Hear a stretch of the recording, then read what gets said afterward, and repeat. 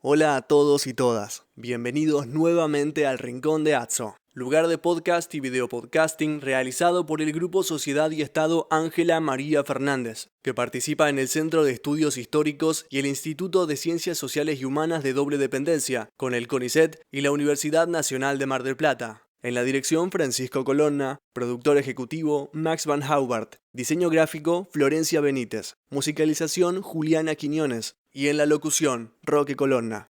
Los distintos capítulos del Rincón de Atso los encontrarás en el canal de YouTube de Aportes de la Historia y en iVoox. Filmamos con una cámara Sony HXR MC88, grabamos con un equipo Zoom H6 y usamos la switchera ATEM Mini de la firma Blackmagic Design. Hola a todos y todas, bienvenidos a un nuevo capítulo del Rincón de Atso, el número 78 y 83 si sumamos los 5 capítulos de presentación. En la dirección Francisco Colonna, producción general Max Van Haubert y diseño de portada Florencia Benítez, hoy el lunes 26 de octubre del 2023. Estoy junto a Diana Duarte, docente del Departamento de Historia de la Facultad de Humanidades y directora ejecutiva de la web Aportes de la Historia. Y yo que la acompaño como partener o relleno. Y les pido por favor que presten atención a mi zócala. Un día voy a explicar por qué digo esto, porque todo tiene una lógica. Todo tiene un porqué. Un porqué. Este capítulo, Diana, está dedicado in memoriam a Natalie Simone Davis, que nos dejó físicamente hace unos días.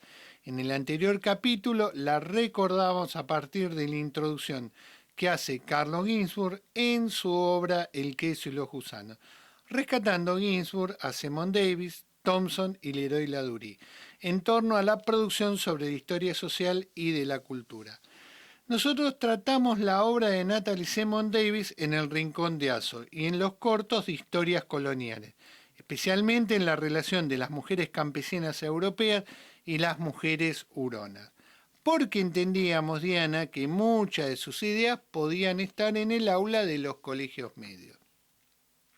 Igualmente es una ausente del aula universitaria, ¿eh? Sí. Más de lo... Lamentablemente más de lo deseado es Claro. esa ausencia.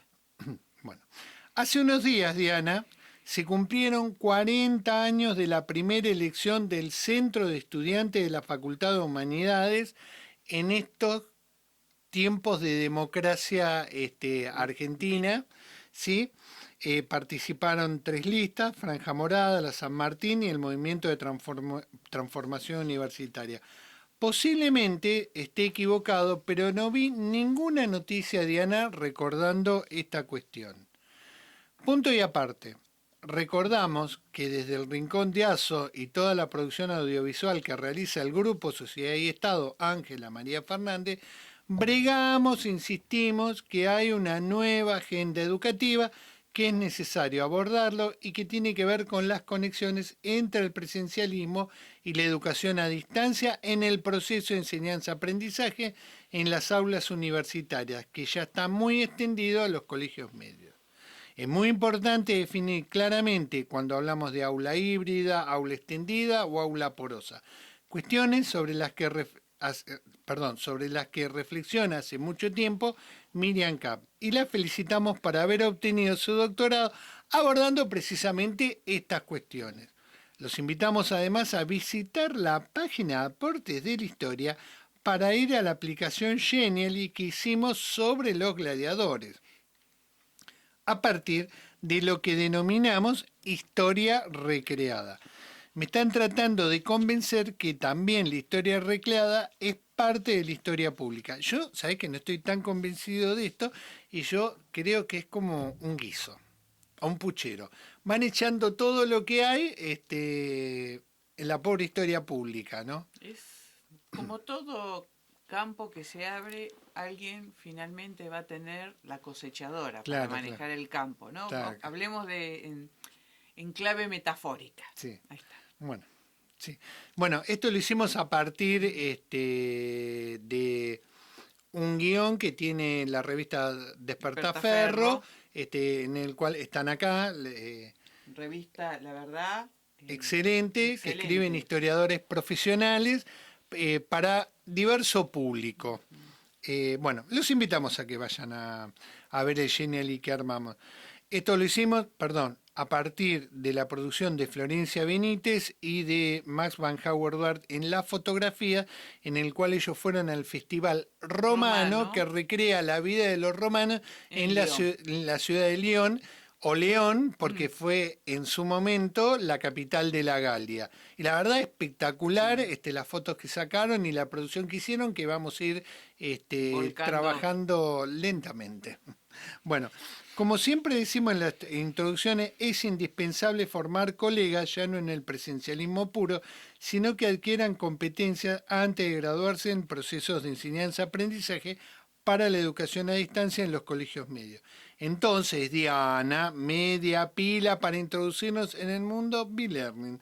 Acá hay una enorme demanda que se cubre con cursos de postformación, casi todos en universidades privadas. Es cierto que mover al elefante y sus agendas cristalizadas es muy difícil. Nosotros desde este modesto lugar arrancamos. Desde hace muchos capítulos discutimos el lugar de lo sincrónico presencial, adelantando el debate tan necesario en dichos procesos de enseñanza-aprendizaje, en lo que hoy se plantea como aulas reconfiguradas.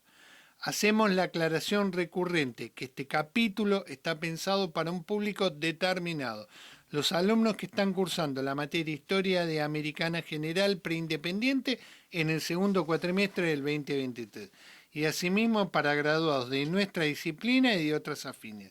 Sabemos que la posformación es muy importante para actualizarnos, especialmente para los colegas que van a transformar este material para sus clases en los colegios medios.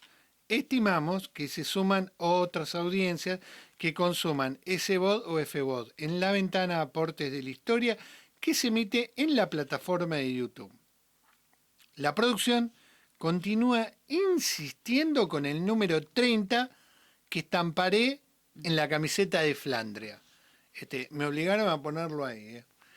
Sí, pero seguimos con la incógnita. Seguimos con la incógnita. Esto es una gran incógnita. No. Ya algunos la han resuelto la incógnita. No. Sí, ofendidos. Ah, bueno. Pero bueno, yo dije... como dice Sir Roger Scruton, sí. La historia de la humanidad es la historia de los ofendidos. Sí. ¿Viste? Yo no me puedo ofender por los 30 años, pero además se pueden ofender porque yo estoy festejando los 30 años. Claro. ¿No? Bueno, yo veo que tenés una remera que era mía, que me la compraron para mí, que me la regalaron a mí y bueno... No, a partir de ahora es mía. Cambió, diría en términos catastrales, cambió el dominio. ¿Viste? Como el dominio de los coches, que te sale la cédula verde? Bueno, la cédula verde, la remera de Snoopy queda de este lado. Mal negocio. Cuando uno compra cosas para compartir. Corre el riesgo de que el otro se lo quede. Bueno, Diana, te dejo que presentes el tema del que nos aboca hoy. Bueno, como siempre digo, buenos días, buenas tardes, buenas noches, en el momento en que cada uno pueda ver este podcast. Sí. Gracias por la introducción, el recordatorio a Natalie Simon Davis, sí. Los 40 años de democracia argentina y estudiantil. Y nuestros saludos, ahora sí, a la doctora Miriam Camp. Sí. Bueno. El primer presidente del centro de estudiantes fue Paulo Zubiaurre, que después fue intendente de Ayacucho. De Ayacucho. Exacto. Bueno, hoy vamos a abordar un tema interesante en el sentido de que por cuestiones de limitantes por idioma, por idioma de la bibliografía, por el recurso de fuentes, sí. es poco tratado. A pesar de que nosotros en Aporte de la Historia, ya sea a través de los Genially, del Rincón de Atso, de nuestras publicaciones electrónicas, de distintos materiales que hemos generado, y traducciones, y un poco también por lo que nuestro mentor sí. le gustaba este tema. Y esta parte de la biblioteca que ustedes ven perteneció a Carlos Mayo, y es sobre Nueva Inglaterra, Nueva Holanda y Nueva Francia, ¿no? Que, o sea, y allá también, allá el mundo de América del Norte. Entonces, En este contexto nosotros ya hicimos uno de aproximación, hará unos podcasts atrás, que es el inicio de este proceso de colonización, pero ahora nos vamos a enfocar en la vida económica, en el comercio, en los intercambios que van a llevar adelante las colonias. Por supuesto, nuevamente nos encontramos, los clásicos sobre este tema siguen estando en inglés. Tenemos uno de los libros de Carlos McCusker, que es un clásico sobre la historia de las colonias británicas, pero sigue sin ser traducido, del cual se pueden tomar tablas, gráficos, como para poder trabajar. Entonces, ¿en qué contexto uno puede abordar estos intercambios, esta vida económica que llevan adelante las colonias británicas en América del Norte? Y cuyo desempeño y organización luego van a tener su correlato o tienen sus ecos en lo que va a ser su posterior proceso de independencia o de emancipación. ¿Qué le pasó a todas las colonias de América, independientemente de la experiencia? Hispánica, lusitana, británica. Entonces, ¿qué sucede? Esta vida económica, y en función un poco de lo que también hemos abordado, que es la historia global, hay que verla en función de cómo se gestan los espacios económicos coloniales. Y estos espacios económicos coloniales es aplicable al continente asiático, a África y América. Entonces, en un texto que nosotros acá ya hemos participado varias veces, que es Historia mínima de la globalización, de Bernard Hausberger, nos señala que precisamente algunas características, por supuesto, las que más están desarrolladas es el caso del mundo hispanoamericano y del mundo lusitano. Te voy a pedir, por favor, si podés, una observación que él hace respecto de qué sucede con los intercambios de las colonias. Y a partir de ahí vamos a comenzar a explicar. Me agarraste distraído. Te agarré distraído. Sí. Bueno, abro la cita. Incluso se podría plantear la pregunta sobre si las colonias inglesas en el Atlántico Medio y de Nueva Inglaterra no dependían, o por lo menos, se beneficiaban ampliamente de su función de abastecedores de las plantaciones del Caribe. En la bibliografía se encuentran muchos indicios que apoyan esta idea. Hasta la década de 1730, la mayor parte de las exportaciones de Filadelfia se vendían al Caribe. Solo después crecieron los negocios con las islas británicas, con el sur de Europa y con las otras colonias inglesas de Norteamérica. Pero entre 1768 y 1772, el 64% de las exportaciones de Nueva Inglaterra y el 44% de las colonias del Atlántico Medio tenían su mercado en el Caribe, de las no inglesas. Además, el 4% se destinó a África. Si detallamos el análisis por ramas económicas, desde Nueva Inglaterra, el 99% de las exportaciones de ganado, el 88% de la madera y el 79% de la harina y de los cereales se colocaban en las islas británicas del Caribe. A esto se agrega un floreciente contrabando con las plantaciones francesas. Cierro la cita. Perfecto. Entonces, ahí está Claro. una excelente, ese es el punto de partida de esta explicación. ¿Por qué? Porque durante mucho tiempo dominó esta noción de la triangulación de la economía. Esa triangulación que se da entre la colonia, su metrópoli y África. África por una cuestión que está vinculado precisamente con el tráfico de esclavos. Pero luego en un ida y vuelta, por demás explicado, que es, van materias primas de América hacia Europa, retornan de Europa productos manufacturados. En un esquema típicamente mercantilista, de las cuales no escapan las 13 colonias. Pero las explicaciones posteriores observaron esto que vos acabás de leer. O sea, no es triangular, sino que es poligonal. Este tráfico, pero que vamos a ver que tiene distintas densidades.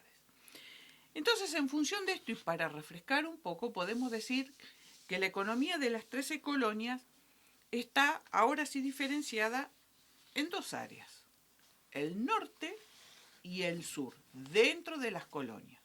¿Qué entendemos por norte? Nueva Inglaterra, Sí. que está compuesta por Massachusetts, Nueva Hampshire, Rhode Island y Connecticut. Ahí, esos cuatro están dedicados a una economía rural, autárquica, prácticamente de subsistencia, con un fuerte espíritu puritano y escasa presencia de comercio. Precisamente, esa escasa presencia de comercio es uno de los méritos para estos individuos porque quieren alejarse de la Inglaterra viciosa. O sea, ellos ven el comercio como un vicio. Nosotros sabemos que el tema de los intercambios, donde hasta para el mundo católico siempre está esa sospecha de la trampa, la usura. Bien. Dentro del norte luego tenemos las que se conocen como las colonias del medio, o en inglés se les llama las Middle Colony, donde está Nueva York, ex colonia holandesa, o sea... Por supuesto. ¿no? Sigue siendo Nueva Holanda, no colonia holandesa, pero sigue siendo. Nueva Jersey, Pensilvania y Delaware, que es ex colonia, es la ex Nueva Suecia. Claro. ¿Qué sucede acá? Bueno, acá sí, hay una mayor penetración del capitalismo, hay un desarrollo de comercio en distintas escalas, pequeña, media y grande, o sea, internacional, y con un sector de artesanado muy, pero muy importante. Especialmente en el área de astilleros, A tal punto es que esas fortunas que se empiezan a gestar en el comercio, luego van a derivar a servicios, porque ahí, en relación a lo que vos decís de los astilleros, se van a desarrollar compañías de transporte vamos a llamarlas americanas, no británicas. Ahora pasamos al sur. Más tranquilo. El sur lo tenemos también dividido en dos partes. Primero el Chesapeake, compuesto por Virginia y Maryland, que se dedican exclusivamente al cultivo del tabaco. Es, por supuesto, y luego vamos a tener las del Bajo Sur, integrada por las dos Carolinas, la del norte y la del sur, más Georgia, que se van a dedicar al arroz, al cultivo del arroz y del añil. Un poco más adelante se va a incorporar el algodón, el cultivo del algodón. Ahora, todo el sur tiene una característica. Esta es una economía de plantación que funciona sobre el latifundio. Es una sociedad que necesita como mano de obra, como motor, la mano de obra esclava, porque la que se usó al principio, que eran los sirvientes escriturados, eso de alguna manera limitaba el despegue en escala de esta economía. Y por supuesto se conforma una sociedad de características aristocráticas, sin tener nobles, pero tienen conductas, ¿no? Y asumen patrones que la asemejan bastante, ¿no? De alguna manera, yo le recordaba a los alumnos que así como Gilberto Freire dice en Casagrande y Senzala que el ingenio no es solamente una unidad productiva, deja un sello, ¿no? Identitario de lo que va a ser la posterior sociedad del Brasil. Bueno, el sur, con la economía, con la plantación, deja un sello, un formato de sociedad. Bien, entonces vemos acá que tenemos un área hacia el norte-norte, que está más vinculado a lo rural, pero lo rural que se desarrolla en tierras que no son precisamente las mejores. Son tierras buenas, pero tienen la competencia del clima, que se hace muy severo en invierno, eso hace una tierra más dura. Las que siguen hacia abajo, que son las middle, es así, tienen una mayor producción. De hecho, hay producción de grano, cría de ganado, hay otro movimiento, por decirlo en términos generales, pero ambas de alguna manera van a combinar a medida que se van extendiendo, porque nosotros pensemos que esta colonización que se da muy sobre el litoral atlántico, paulatinamente se va a ir internando hacia el oeste. Y su primer límite van a ser los Apalaches. Sí, correcto. Entonces, hay todo un sector de medianos y pequeños propietarios que se van a ir adentrando y ahí es donde se va a ir enriqueciendo la distinción entre lo rural y lo urbano. Sí, un detalle. Sí. Cuando armemos el Genieri va a haber cartografía. Cartografía, va a haber tablas y gráficos, muy interesantes. Bien. Esto que, si bien las tablas están en inglés, pero es muy sencillo y con los traductores uno en un ratito puede identificarlo. ¿Cuál es la característica en general al desarrollarlo? Por esto vamos a tomar texto de Grant, de Pérez Cantó, de un texto de un paper de un mexicano que es Corcho Hernández. Entonces, ¿cuál es la característica general? La característica general en función un poco partiendo del instrumento de intercambio. No tienen instrumento de intercambio, por lo menos instrumento de intercambio metálico. ¿Qué significa? No tienen moneda. Y se generan unas cartas de crédito que en inglés se conocen como Bill of Exchange, Sí. que se empiezan a poner, vamos a decir, los que lo empiezan a poner en práctica es desde el sur, que son unas cartas en donde en realidad la moneda es el tabaco, con lo cual es una economía de características naturales. Si rememoramos un poco nuestra economía del Interland de acá de América del Sur. Entonces esas notas lo que hacían es que una persona garantizaba que el tenedor tenía tanta cantidad de tabaco.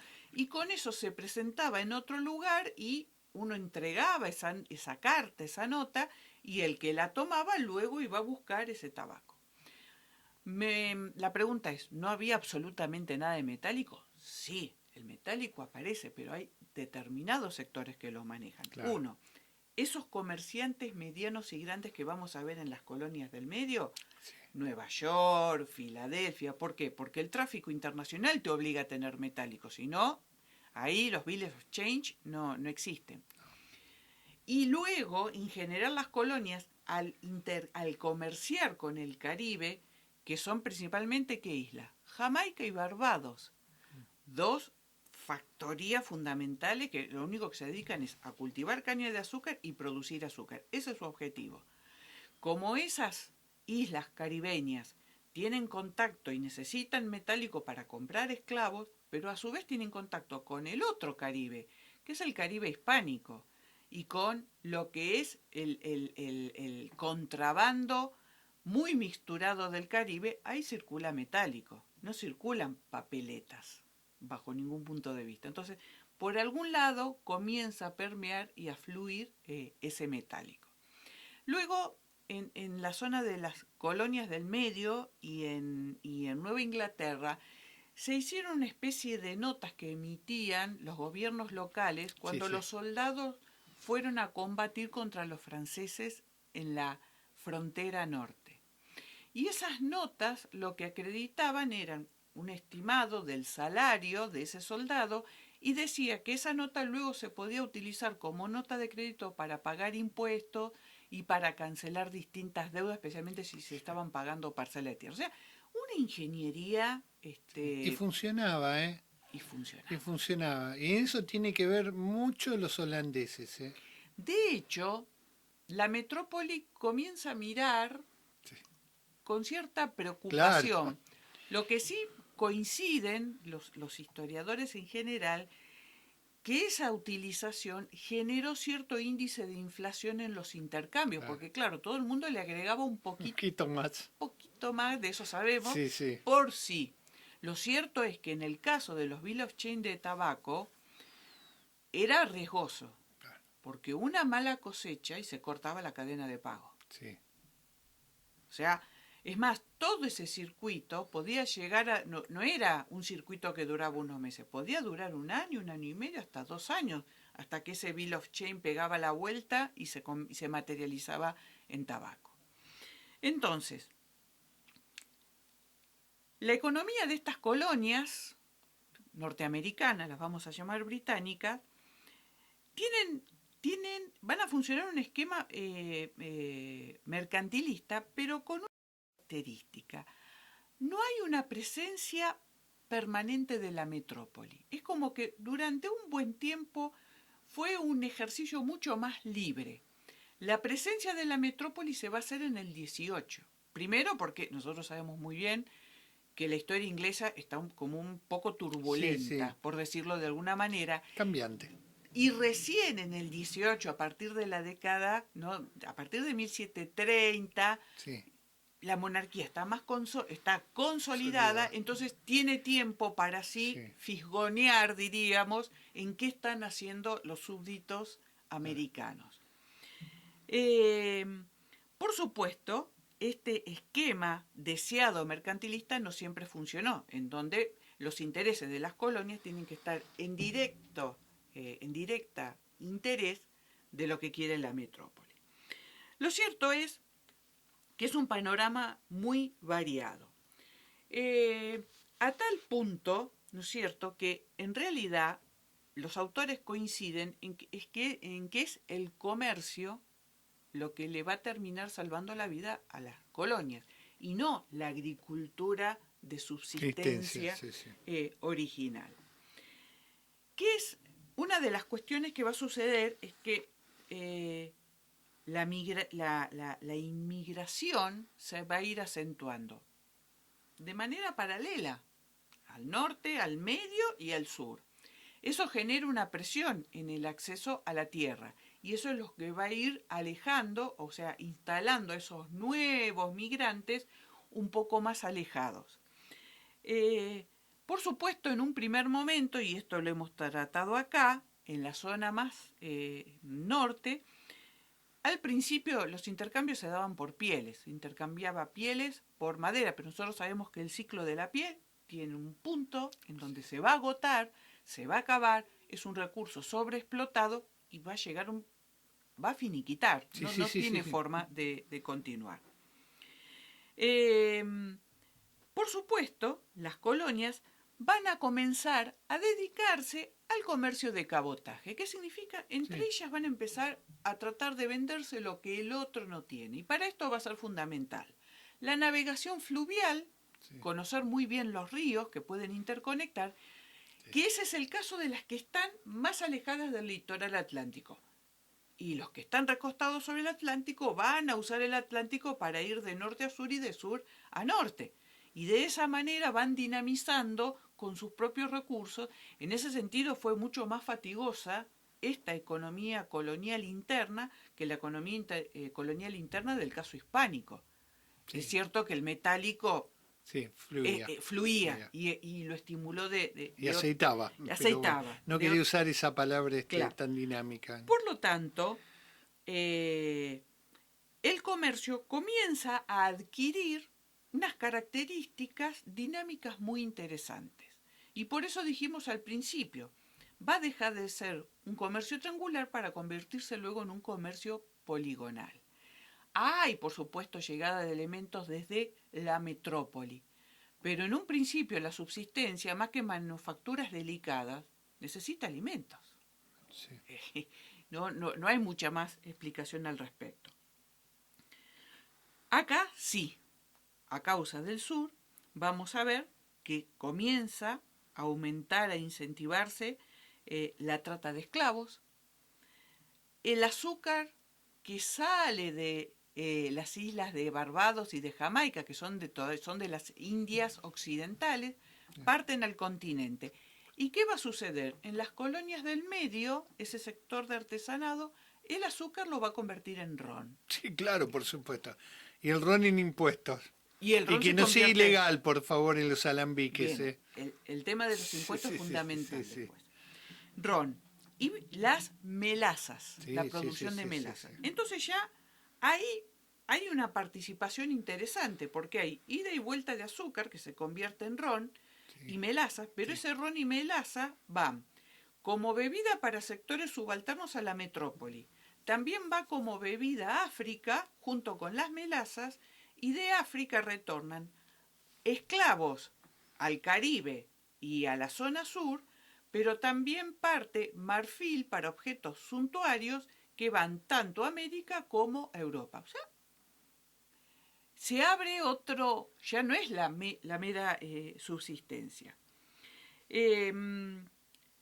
Con el incremento de la población, ¿no es cierto?, especialmente en Nueva Inglaterra, se va a generar un excedente de pescado seco. Eso sí.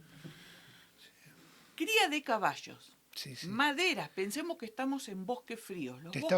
¿Sabes que te estaba por preguntar por los caballos y la madera para las carretas? Porque es la industria interna que hacen ellos para transporte. A tal punto que ahora no se ve, pero después estas maderas duras que se necesitan para la construcción y para los barcos, va a ser también muy apetecida por la metrópoli, porque si no, los ingleses que no quieren desmontar sus bosques, le tienen que ir a comprar madera dura a los rusos y a los suecos.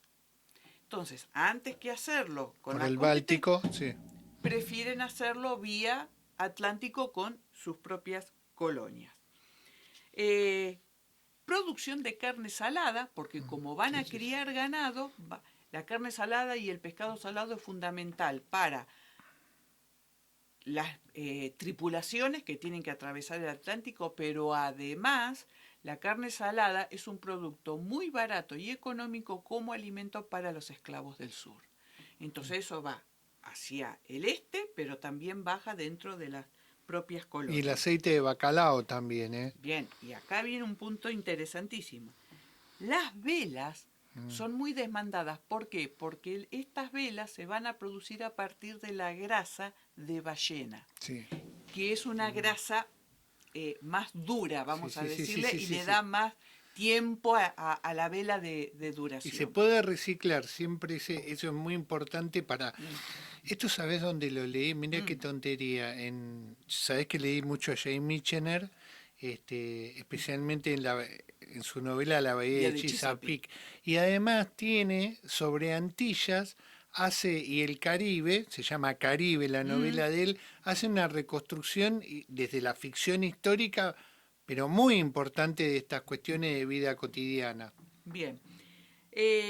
A tal punto que, por ejemplo, las velas van a ser muy demandadas en la zona en la Europa mediterránea, que la van a intercambiar, por ejemplo, por vinos, especialmente los vinos mediterráneos de las Islas de Madeira. También estas velas van a llegar a la zona de Canarias, a la zona de Azores.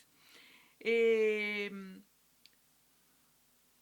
las Antillas, por supuesto, uno dice, bueno, pero si producían azúcar, ¿por qué ellos no fabricaban su propio ron? No, evidentemente su único objetivo era cultivar la caña, producir azúcar y luego importaban todo. El ron, las melazas, que era algo muy sencillo de obtener.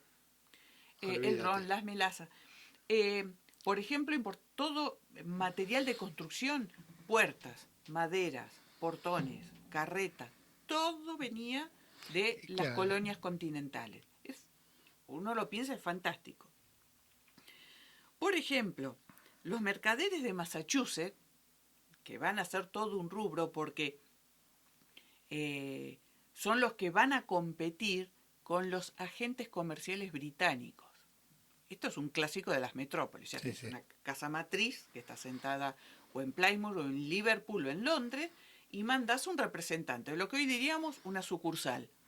Y ese agente te negocia, te embarca, te compra, te vende. Bueno, los mercaderes de Massachusetts, con mucha paciencia, comienzan a intentar, y lo van a lograr, a desplazar a los comerciantes a las casas inglesas, que es el lugar que ellos van a terminar luego tomando. De hecho, no pudieron despegar más tempranamente por esto que dijimos nosotros al principio, porque sus instrumentos de intercambio eran muy rústicos, era mucha economía, demasiada economía natural como para poder... Pero muy institucionalizada, Sí, totalmente.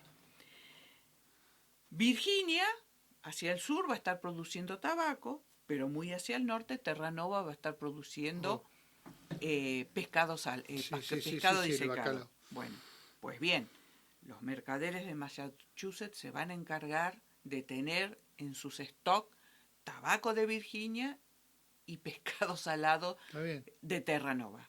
O sea, cómo van armando su stock de intercambio. Los pequeños mercaderes, porque nosotros pensamos que todo era a gran escala, muchas veces tenían más posibilidades de supervivencia que los grandes. ¿Por qué? Porque los grandes comprometían grandes escalas y cantidades y sobre esa rueda montaban otro negocio hacia adelante. Donde alguno de esos fallaba, podía significar la quiebra. El lugareño, el que trabajaba con lo local o a lo sumo lo regional cercano, podía llegar a tener más vías de subsistencia, de supervivencia, que ese grande. Nosotros sabemos que el comercio a gran escala dejaba grandes márgenes, lo sabemos por la experiencia hispano-colonial, pero un barco hundido representaba... Flete y seguro. Claro, podía representar... Y quebraban casa de flete también y casa de seguros. De seguros, exactamente. Lo que sí, se comienza a generar mucha competencia. O sea, no es que hay unos pocos. Todos empiezan a observar una posibilidad de subirse a este ritmo frenético de los intercambios. ¿Cómo dividir el riesgo? Para eso estuvieron los holandeses que la pensaron muy bien y dijeron, uno ya tenían 400 años con el tema del riesgo. Exactamente. Qué increíble. Entonces, lo que buscan es diversificar sus inversiones respecto de los tráficos. O sea, no hacer solamente tráfico lugareño, tráfico internacional con Europa y con África. Y empiezan a dividirlo de tal manera que este trajín, si alguno fallaba, quedaban otros 2/3 para poder suplir el que había fracasado. Es fatigoso la forma en que lo... Pero es la única que tenía. Y estaba muy bien organizada, Diana, si pensás. Sí. Bien. Y acá hay una cuestión que señala que coinciden todos. Coincide Pérez Cantó, coincide Gran, coincide Corcho Hernández. Hasta ahora tenemos un circuito económico sin barreras institucionales y con ausencia de grandes corporaciones. Claro. El dinamismo, ¿no?, fue lo que homogenizó esa nueva cultura y su autonomía también, no solo con las autoridades, sino también con la compañía. Y lo que señalan todos, que esto se da, esta homogeneidad en los tráficos, en los trajines, a pesar de sus diferencias. Porque sabemos totalmente que no es lo mismo Nueva Inglaterra que Georgia o las Carolinas. Sin embargo, eso le da una impronta.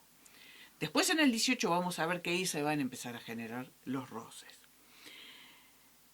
Virginia había desarrollado, a pesar de que era un área muy dominada por los latifundios, algo que se conocía como el headright, que era una institución británica, que era el derecho por cabeza a obtener una pequeña parcela, que equivalía a unas 20 hectáreas, ¿no?, y que era una manera de incentivar a que los colonos siguieran arribando, porque si evidentemente solamente era una formulación a gran escala, pero bueno, se iban incorporando estos colonos. El crecimiento fue lento, permitió el aporte de mano de obra. Estos son los que van a ser en un principio los sirvientes escriturados. Los que lleguen después ya no van a estar en condición de sirvientes escriturados, se van a ir bien hacia el interior y van a ser colonos independientes. Y es ahí el momento en donde cambiamos los sirvientes escriturados por la mano de obra esclava. Claro. Lo mismo va a suceder para el caso de Maryland. Pero ¿qué sucedía? El tabaco era un hábito muy mal visto en Inglaterra. Con lo cual, lo que se producía en Virginia y en Maryland no estaba destinado a Inglaterra, donde va a estar destinado al mundo mediterráneo, que veía con mucho placer fumar. Lo que no consumían consumían los ingleses, y que no era un tema de clase. O sea, toda la sociedad británica no lo veía bien. En cambio, españoles, diríamos en términos actuales, los españoles, los italianos y el mundo africano mismo consumían el tabaco muy contentos, de muy buen beneplácito. El problema, en realidad, fue cuando se sobreofertó. Ahí estaba cómo manejar los tiempos. ¿Qué pasa cuando se sobreoferta un producto? Acordémonos que en América del Sur hay alguien que también está sobreofertando el producto, que es Brasil. Y el propio Caribe, que está no precisamente Jamaica y Barbados, también producen tabaco. Entonces, ahí también para los productores hay un riesgo bastante serio. Nuevamente ellos se encuentran con esta cuestión de la dificultad de los instrumentos de intercambio. O sea, en un principio el mercader inglés recogía ese tabaco, lo embarcaba a Inglaterra, pero no lo consumía Inglaterra. Después se lo vendía a los europeos. Ese mercader inglés, ¿qué le entregaba al plantador? Le entregaba un poco de mercancías europeas, generalmente suntuarias, y algo de metálico. Con ese metálico, el plantador se lo apropiaba y cubría gastos y le permitía comprar lo que necesitaba en las colonias del norte. El problema es otra vez de nuevo, una mala cosecha y esta ruleta a la que están expuestas se termina quebrando.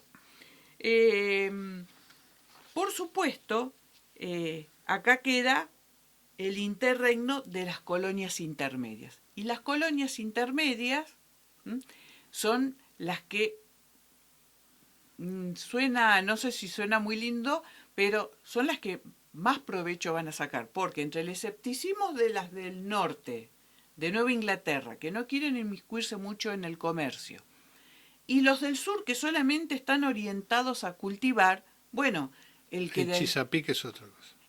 Entonces, ¿qué sucede? Las que quedan en el medio, Nueva York, Nueva Jersey, Delaware, son las que sí van a estar mejor vinculadas. Nueva York, como es tierra holandesa, va a tener un método de distribución de tierra que son los famosos patrons holandeses. Hemos hablado, hay traducciones en aporte. Que era un arriendo a perpetuidad y que se pagaba con el 10% de lo que producía tu parcela. A la compañía. A la compañía. En el caso de Pensilvania y de Nueva Jersey, van a contar con una tierra muy fértil, producción de cereales, ganado, se van a incorporar inmediatamente al circuito comercial atlántico a través de los puertos fluviales y de los externos marítimos, convirtiéndose en una economía mixta que va a contemplar la agricultura, la economía, la industria y el comercio en distinta escala. Listo, perfecto. Sí. En el caso de Nueva York y Filadelfia, además, se van a convertir en centros logísticos, centros de almacenamiento. Por eso... fundamental. Fundamental. La isla es concretísima para eso. Aparte, porque como señalan los autores, el puerto de Nueva York es un puerto natural, no es un puerto que corrió contra la naturaleza. Era naturalmente. Y además tiene 400 kilómetros de un río interno que es el Hudson, impresionante, en ambas orillas. Totalmente. Que ahí estaban montados todos los astilleros que después van a ser los ingleses. Bien, conectaban con otras colonias, se conectaban con Europa en este comercio poligonal, en el transatlántico, con productos agrícolas, con mercancías inglesas. A pesar de que los saldos comerciales estaban a favor de la metrópoli, no dejó de pasar mucho tiempo cuando esos saldos comienzan a quedar balanceados más hacia las colonias. Sí. Y acá una cuestión, ¿por qué señalé lo del 18? Porque primero hay una cuestión que hasta ahora no habían sufrido. La metrópoli va a dictar las actas de navegación. Las actas de navegación, los que venimos de la experiencia española, decía que todo lo que llevaba y partía de las colonias tenían que ser en buques ingleses, que toda mercancía que llegaba tenía que partir de Inglaterra, no importa su origen, y que se prohibía barcos extranjeros. Esa es la muerte básicamente de las Provincias Unidas de los Países Bajos. Bien, porque claro, tenemos el trasiego de la guerra anglo-holandesa, que tiene dos momentos, y con la última ya directamente es cuando se toma Nueva Ámsterdam. Uno, comienzan distintos tipos de impuestos que tienen que ver, algunos van a estar relacionados con el papel. Hay una prohibición que se mantiene persistente, que es no permitir la producción de textiles en el continente americano. O sea, lo que... La cerámica, claro, la loza. La loza que la traían de China los comerciantes británicos y tenían el monopolio de la loza. Bueno, hay que una no cuestión es un detalle interesantísimo, porque en análisis que hacen Bonialiani y Hausberger, cuando dicen que el eje geohistórico de la globalización del comercio empieza a abandonar Oriente y va arribando hacia Europa, el que va a absorber ese eje va a ser precisamente Inglaterra, que es lo que después vamos a ver en el 19. Y mire, ¿sabés qué? Me estaba acordando de todos esos marinos que iban a China y que aprendían todo lo que debían hacer para hacer loza y que después las hacían en Inglaterra. Además se falsificaban. Sí, muy bueno eso. Mirá, se falsificaban las lozas chinas en Inglaterra. Sí, bueno. ¿Mm? Entonces, ahora hay una venganza, ¿no? Ahora lo falsifican. Será terrible. Entonces, esa libertad con la que contaron, o sea, al principio tenían libertad y les faltaban instrumentos de intercambio. Una vez que empezaban a tener instrumentos de intercambio, lo que comienzan a ver es una regulación por parte de la metrópoli. Esos condicionamientos distintos y paulatinos impuestos que van apareciendo así. Que molestan mucho y que generan... van molestando. Por supuesto que eso que trajo aparejado que las colonias, porque del otro lado de los Apalaches tenemos los fuertes franceses. Entonces, ¿qué comienza a suceder? Comienzan a comprar mercancías, empiezan a tener relaciones comerciales con los fuertes franceses, y en el sur, en lo que es la Florida española, ahí hay un trajín de contrabando, no con españoles, sino con contrabandistas holandeses. O sea, los holandeses se fueron del norte y después aparecen en el Caribe y en el sur. O sea, no queda todo terminado. O sea, si volvemos a nuestra lógica de origen, a la hispanocolonial, sabemos que había tanto tráfico lícito como tanto tráfico ilícito. Y cuando a los ingleses les apareció, o a los americanos criollos les apareció esta interrupción, apelaron al mismo criterio. El paroxismo de todo esto va a ser el último ítem, que va a ser el impuesto al té, y como les decía yo a los chicos, si hay una especie de figurita escolar para el mundo norteamericano, es tirando los cargamentos de té en el puerto como una forma, como un grito desesperado de emancipación, ¿no? Ahora, fíjate qué interesante que en función de los promedios de la producción de commodities, diríamos ahora, ¿no? Dentro de los cuales tenemos tabaco, granos, harinas, arroz, pescado, ganado en pie, carne disecada, cerdo, productos de madera, índigo, velas, todos los productos derivados de ballena, hierro, pieles de venado, semillas de lino, potasa. La potasa es una sal que se encuentra, que se explota y que sirve para hacer no solamente jabón, sino que sirve como fertilizante. Suplementos navieros y ron, ¿no? Esa es una canasta, vamos a decirle, de productos, donde unos van a estar más especializados. Por supuesto, en el caso, ¿no? Y si se suma, hay un gráfico de McCusker que dice que por ejemplo, entre 1768 y 1722, todas las colonias produjeron un total de 2,5 millones de libras esterlinas. En 4 años, las 13 colonias.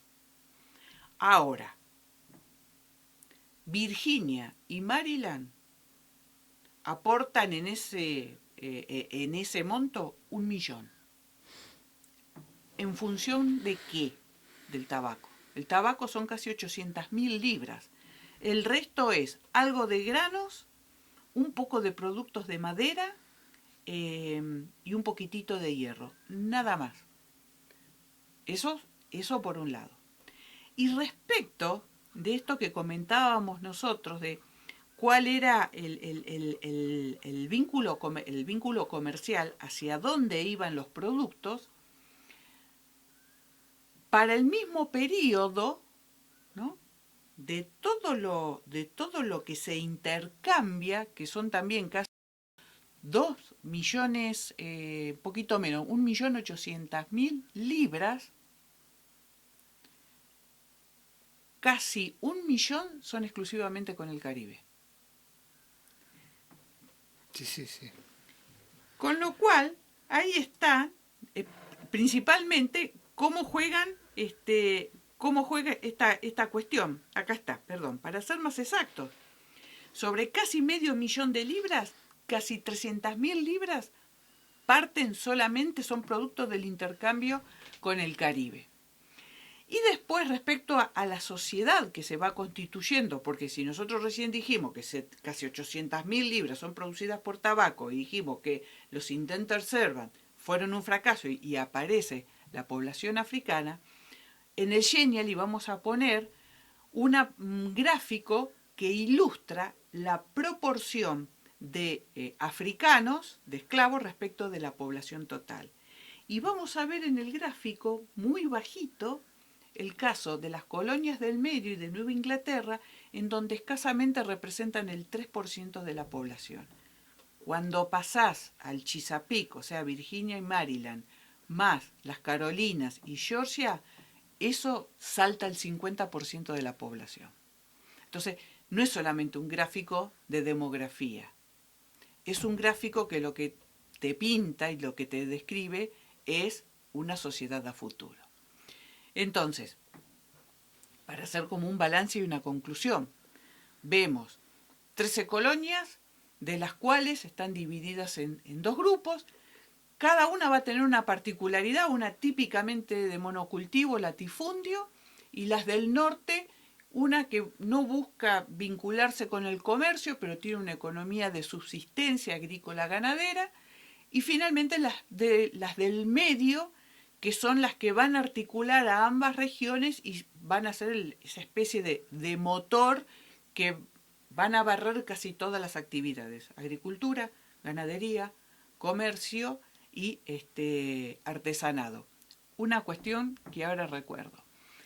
La caoba, que es una madera muy apreciada, es una madera del Caribe. Nada más que no la trataban. O sea, es típica del Caribe y del Caribe continental. Bueno, esa madera llegaba así, cuasi virgen, a las colonias del medio, y los artesanos la transformaban en ventanas, en puertas, pero ya de otra categoría, porque la caoba, ¿cuál es la ventaja que tiene? No se infecta con bichos y es muy fácil de trabajar. Y además, con eso se hacían los mástiles de los barcos.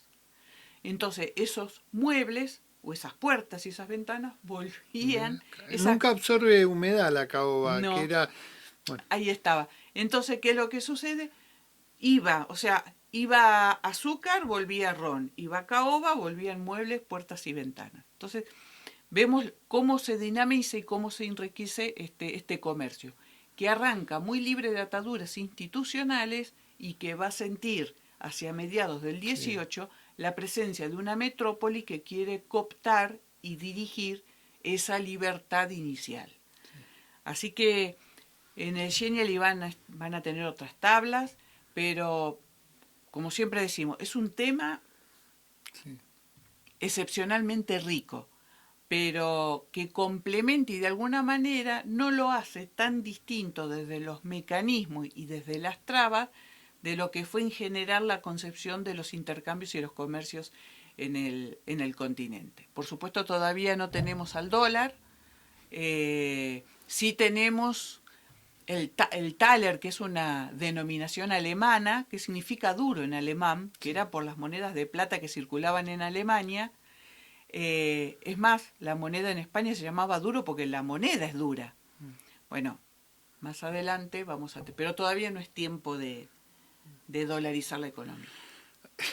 Vos sabés que estaba pensando en lo importante que es la presencia de estos contenidos cuando se cursa la materia de historia de americana preindependiente, porque generalmente está ausente y después aparecen naciones constituidas. Así que es muy bueno la oportunidad que tenemos de ver cómo estas colonias precarias están subsistiendo, coexistiendo y existiendo a la realidad que tiene Hispanoamérica y que tiene Portugal, porque además comparten muchos espacios como el Caribe. O sea que a mí me alegra profundamente que este tema esté presente, pero bueno. eh, Otra cuestión que yo siempre planteaba en el aula, en el secundario, era remarcar esa existencia, ¿no? Un poco yo lo que dije en la otra clase. Si vos lo aprendiste en la facultad, Y luego en la escuela media tiene que estar presente alguna de estas características, no todas las características, pero hay conexiones que son relevantes que uno puede hacer para generar comparaciones con los procesos. Pero en- bueno, sí, porque aparte en el esgrima del aula eh, aparece como un dato ahí no, no, cuando se y aparece aborda. la pregunta, porque Sí, ¿cuántas veces te dicen, pero bueno, ¿qué está pasando en el norte de América? Que a mí te digo, muchas veces me llevó a adelantar a la pregunta, decir, bueno, están estas colonias que son precarias, comercialmente tienen este funcionamiento, operan en estas áreas, y con estas frecuencias, porque si no, ¿cómo explicas un proceso como la esclavitud? Pero bueno, viste, se da en el aula universitaria, que esto es muy bueno, que es un contenido mm, que se apropian los alumnos y que tienen el instrumento después para responder la pregunta de sus alumnos, pero después está la ausencia en el mundo escolar. Y vos ves todos esos preconceptos que hay con respecto a esos lugares, más allá de, digamos, de los conflictos que puede haber a posterior en términos sí, políticos, sociales, económicos, pero explicar que están, ¿no? A mí siempre me decían, pero ¿por qué vos ves tanto los hurones? Bueno, porque tiene que ver con el tratamiento de esas sociedades o pueblos originarios con colonias precarias. Como está en el caso español, perdón, hispanoamericano, como está en el caso portugués, también podemos ver qué es lo que sucede con esos pueblos originarios, que además este, una vez un alumno me dice, y profe, y sí, la verdad está bien, dice, ver algo de Nueva Francia. Dice, bueno, lo voy a decir, porque me dice, nosotros terminamos estudiando todas las provincias de Canadá con todas sus capitales. uy, ya sé. Así me dice, ¿no? Entonces dice, está bien, usted habla del espacio. ¿Y qué pasaba ahí? Porque dice, todos sabemos, me lo volvió a recalcar. Yo le dije, bueno, le digo, fíjate vos qué desincronía que hay en la formulación de los programas de geografía y de historia. Cuando el espacio tendría que estar sincronizado. Lo que no está sincronizado son los tiempos. Pues, Porque ellos lo veían en quinto, esto de las capitales y de las provincias, y después me venían y me decían, che, profe, vimos esto, qué bueno, y le comentamos esto al profe. Bueno, le digo, ven qué importante, le digo. Son conexiones, sí. yo digo, necesarias. No, Bueno, porque si no después en la historia contemporánea aparecemos los latinoamericanos y eso que está ahí en el norte, que bueno, por cuestiones se lo aborda con ciertos preconceptos claro. y falta la parte de cómo se llega a esa Que te construcción. aclaro, he tenido alumnos de intercambio que yo también les decía lo mismo. Bueno, si yo tomo todos los manuales, que tenemos mucho acá de Sí. Carlos, muchos manuales escolares, Claro, Estados escolares, Unidos. Mm, le digo, nosotros estamos ausentes. Le digo digamos, los manuales escolares tengan una ausencia sobre ese proceso, lo que está sucediendo en el norte del continente, pero bueno, no es mi caso, yo estoy para conectar, para hacer esas conexiones. Mutí por el foro, ¿viste? Pero bueno. Bueno, muchas gracias No, a Carlos por el vos, Diana, siempre acompañamiento. por permitirme compartir con tus alumnos de la cursada.